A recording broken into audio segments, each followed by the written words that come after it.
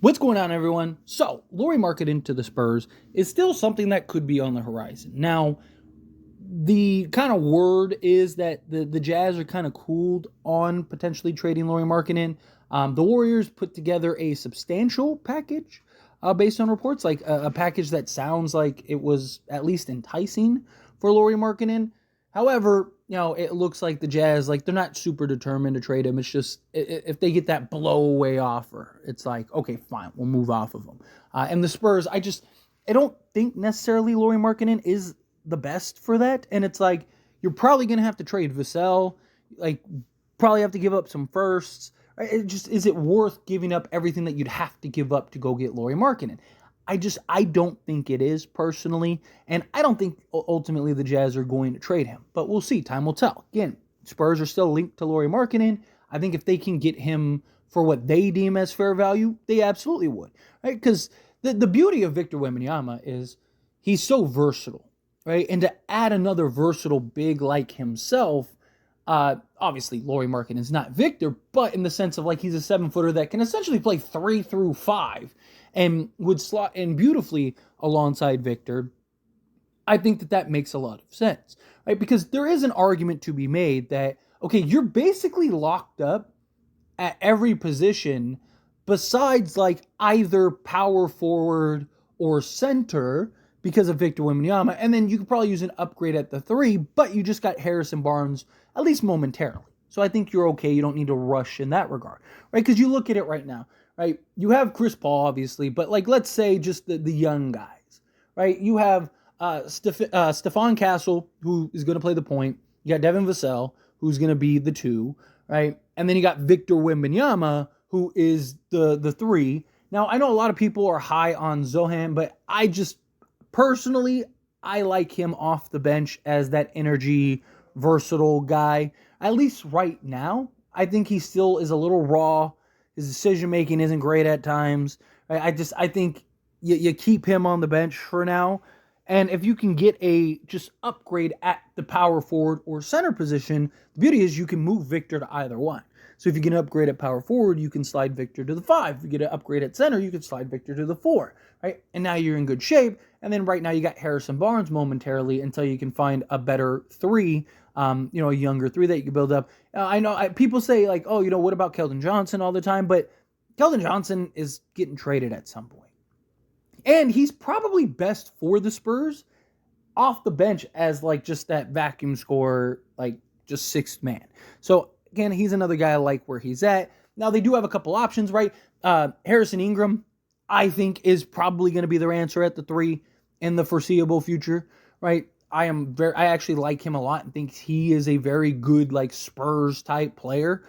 So again, kind of default to, like, the 4 or the 5. So what if the Spurs go and inquire at least about Deandre Ayton? The Portland Trailblazers are in a very weird, like, they drafted Clegan, right? They drafted Donovan Clegan, which you have Ayton, and on top of having Ayton, you also have Robert Williams, which Robert Williams, health-wise, has always been a concern, right? So, I get Robert Williams is probably best as a backup at this point, but why draft Clegan when you have Ayton? It didn't make sense, because it's like, okay, neither guy spreads the floor. Neither guy is a elite 3-point shooter or a great floor stretching big. Both guys have very similar games and styles, right? Ayton's good. Like, he can knock down, like, the 15 in. Like, he's money 15 in. But he's not a guy that's, like, taking 5 threes a game and is able to knock it down at, like, even like a 36% clip, right? He's more of, like, a low post threat that can bang with the big boys, right? But the problem with Ayton is he can't get out of his own way, right? Like, with Phoenix, it's just like he believes he's the superstar. And it's like, well, you're not, right? Like, but I think the potential is there, not necessarily to be a superstar, but I think he could be a 23 and 11 or 23 and 12 guy. Like, legitimately, game in and game out, consistently. I just think, I think he needs the right culture, the right structure, and I think he needs people that can get in his behind and he'll respect. And like, I just think you look at the problem is that Ayton and Chris Paul didn't really seem to get along, right? And the Spurs now have Chris Paul. It's like, but supposedly those were a little overblown. His problem was with Monty Williams, that him and Monty Williams didn't really get along, that him and Chris Paul were fine.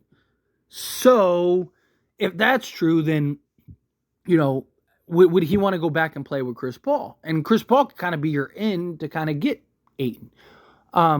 Also, like, you saw the potential towards the end of the season with Portland, right? Like, he went on a tear towards the end of the season for Portland, like the last 10 games or whatever it was. But it's just, again, it's that consistency, and he get out of his own way, but he'd have structure, right? Organization is A1 in San Antonio. You'd have a coach that's not going to take his nonsense, that I believe he would respect. I mean, it's Greg Popovich. He demands respect, right? You'd have CP3, so you have the familiarity. You have the just, hey, we were teammates before, right? And I had my best time with him. So, right, because the idea was that, okay, he's going to go to Portland. Oh, man, this guy's going to be a 25 and 15 guy. And he wasn't anywhere close to that, right? Like, he just... And again, I just think a lot of it is his lack of just keeping his cool, right? Like, the Phoenix Suns' best course of action was to keep Chris Paul and Deandre Ayton, right? Don't trade for Bradley Beal. Keep Ayton, keep Chris Paul, because then you would add a true point guard alongside Devin Booker and Kevin Durant. And then you also would have had DeAndre Ayton, who could rebound and, basically do a little bit of everything for you, right? I just think that was the better approach. And, of course, the Phoenix Suns were like, ooh, Bradley Beal, and they went and traded him. And it's just like Ayton, I think if he just gets in the right spot, right? I think Ayton alongside Victor Wembanyama would give you quite the 1-2 punch. Talk about a legit big man, guy that can bang with the big boys, would take pressure off Victor, be a guy that, but the thing is Ayton has to be willing to buy in. Ayton has to be willing to commit and do what is necessary, because if he's thinking like, oh, I want my 15 attempts per game or whatever, and I'm this and I'm that, and like, yeah, Wemby's great, but like, dude, I'm Ayton type thing, then no, I think you should stay away from him. But it's just like, the way I look at Ayton is he's young enough to where he could be a real foundation piece going forward, right? Like, look, he's talented. There's no denying his talent, right? There's no, like, he is a guy that can go get you. Like I said, I think, even last year, he was basically 17 and 11 with 2 assists. He can make plays out of the post. He's not like this elite defensive guy, but he can go get you, a block and a steal a game. He can hit his free throws, which is good for a big fella. He can, go to the low post, work the block, and hit the little elbow. Like I said, a little 15 in, and he's money. I think that the potential and upside is there. And I think you add in Chris Paul, right? You add in hey, this is a new start. You're with the Spurs organization. Chris Paul already has built-in chemistry with him. I don't know. I think you can make it work. I think, and then but the real question is just the price, right? Like, how much does Ayton cost? Do you have to give up 2 firsts and all that stuff? But if you can essentially swap Johnson, Keldon Johnson, and I don't know, protected first or something, give him one of the Minnesota picks? Give him one of the Minnesota picks, right? Can you do something like that and get Ayton? And it's there you go. And now you got Ayton, or if you have to give up a little more, right? Because the problem is, what is Ayton's value right now, right? His value might not be lower than it is right now. Because if Ayton does kind of ball out, right, then his value is going to go up. And I don't see him dropping much. Even with Clegan probably didn't come off the bench the first year, right? They'll kind of ease him into it. So I don't know. It's just, to me, it's if you can go get, I think Ayton can be a legit 2010 guy, especially alongside Victor and the rest of the team. And I think if you could get that, So you'd have, like, say, Chris Paul, Vassell, Barnes, Wemby, and Ayton. And then you have, so on, you'd probably still have Collins, right? You have Stephon Castle coming off the bench for just year one, like I said, right? So that way, he there's not the pressure and he can kind of ease into it and take his time. I don't know. I really like the idea of bringing in a guy like Ayton. And he might be cheap.